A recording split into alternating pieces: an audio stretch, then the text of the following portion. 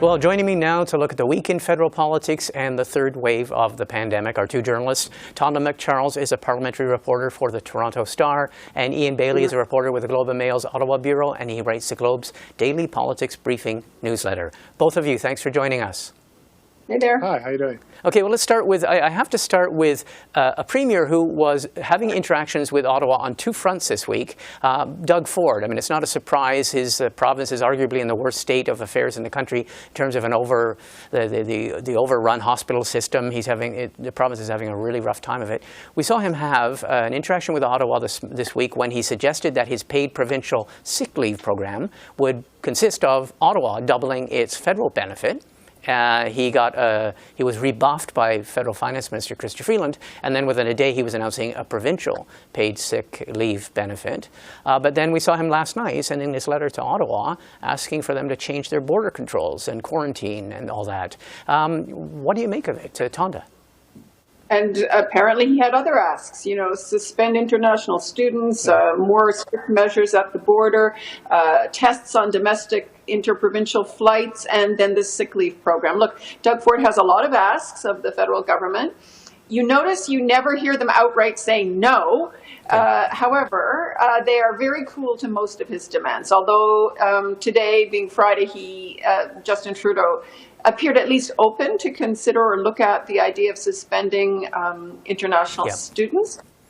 There wouldn't be a ton of international students arriving, because I know that there's also still students studying from far-off countries here. But there are, to the surprise of many people, international students exempted from the travel ban who can come in. And I'm hearing actually that there are a number of students who are going directly into university residences, not in hotel quarantine, and showing up with and swabbing positive for COVID variants. So maybe it is really come to the Premier's attention, and, it kind of went under the radar for quite a while. But look, on the other stuff, clearly Ottawa, though they're not saying no, they're not interested. They've told Ford, you can deal with domestic flights. You can do what the Atlantic bubble did, ban interprovincial travel, if you want to go that way.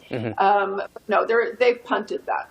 Okay, yeah, Ian, the Prime Minister made it fairly clear about the 3-day quarantine applying to land border crossings. He had a very clear rationale where he said it's not necessary. These people have been in the States for 2 weeks. They've had quarantine in the States. They've been PCR tested in the States, et cetera, et cetera. What do you make, though, of the interaction, the Ontario federal interaction and the proposals? Well, it's hard to separate this interaction, sort of Doug Ford's assertiveness on these points, from perhaps the troubles that the Ford government has had in recent weeks, apologies and such that have been made about the way the pandemic has been handled in the province. It seemed today that the Prime Minister gave Premier Ford a kind of win, shall we say, on international students.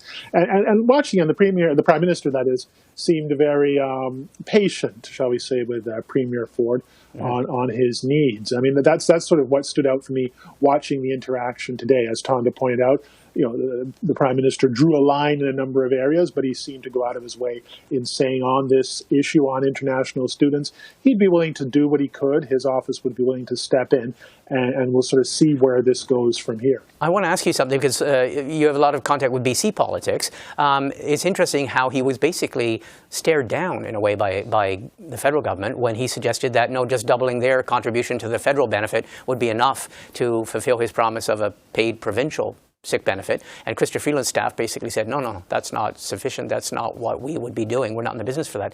In BC, John Horgan is said to be still smarting about the fact that the federal government doesn't seem to be wanting to change its approach and is saying it's up to provinces to do paid sick leave.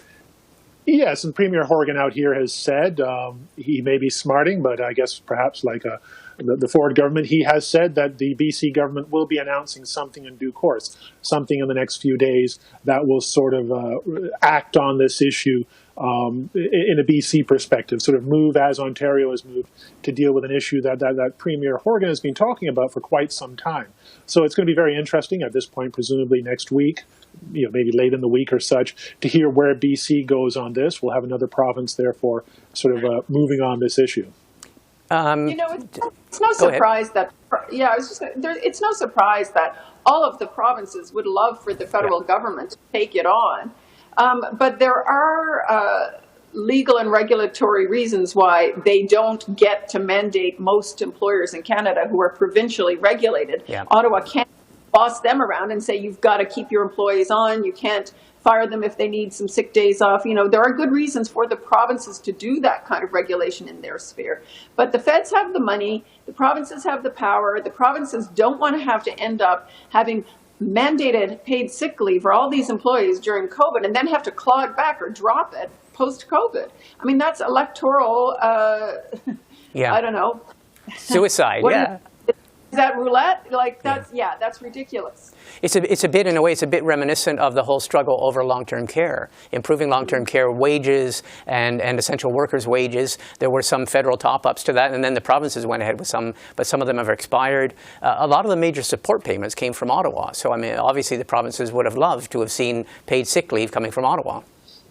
Yeah. So we've seen this back and forth going on through this. I'm sorry. We've seen this back and forth going on through this process, through this tragedy, through this pandemic, between the two levels of government, sort of trying to decide where they're going to go. As accommodating as the Prime Minister was today, he drew a very firm line on sick leave again, sort of saying that it's really a provincial matter to deal with. I want to ask you about another big development this week, and that was the announcement yesterday by Defence Minister Harjit Sajjan that he's named former Supreme Court Justice Louise Arbour to head up an inquiry. We've been told it could take up to a year, maybe more, to formulate recommendations on what to do and how to create some sort of independent reporting mechanism for cases or allegations of sexual misconduct in the armed forces, in the Canadian forces. Tonda, reactions? I'll try and keep in my simmering rage over this story. Look, I think that this buys the government time. This has punted a whole bunch of questions off for a year. This prevented, the Prime Minister got exactly what he wanted today in a news conference, which was a whole bunch of questions about process and appointments and reports and when and if and what, but not directly challenged time and time again to deal with why hasn't his government enacted an external review that was recommended 6 years ago. What was it? Was it because they had a minister in charge who has both military and police experience who wasn't keen on an external review process? Whatever prevented them from putting an external review process in place from the get-go from 6 years ago when Madame Deschamps recommended it? So I don't buy it. I think this is all a bunch of process crap that allows the government to kick the question down the road, possibly past another election. And, all respect to Madame Arbour, good luck with it. Yeah. I mean, as many people have said, the people we have heard from in the media and people have known who are women in the Canadian Forces, there's a whole generation of women in Canadian Forces who are now, once again, just going to have to grin and bear it, where their complaints, their allegations, their experiences are not being dealt with by an outside independent arbiter. Ian, your take on this? Well, this is very unfortunate for the victims of this harassment. It delays things for quite a long period of time, although I know there was talk yesterday about some interim processes to sort of resolve the situation. Tonda raised the point, and what if there is an election this fall? Perhaps this has been asked and answered, but where does this leave the work that Madame Arbour will do?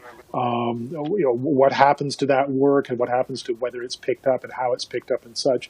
It sounds like a political solution to a challenge that the government faced, and I'm sure Madame Arbour will do an excellent job on this matter, but it's just very inexplicable that this is being done after Madame Deschamps previously worked on this file. It's just very, very strange. A lot of people... Yeah, go ahead, Tonda. Well, I was just going to say, the government and Madame Arbour are both making the claim that, she's got a broader mandate and she's guaranteed that her recommendations will be implemented. Fine and dandy. However, I just want to point out, this isn't just about women alleging harassment or assault in the military. There are men, there are trans members of the forces that have suffered because of this toxic culture. And there is nothing stopping the government today from fixing that. Yeah, and also, I mean, the point made about racism as well. I mean, supposedly this was going to also address, cases of overt racism and bullying, things like that. Yeah. Well, listen, both of you, I want to thank you very much. Thanks for taking the time, and thanks for sharing your thoughts with us. Thank you very much.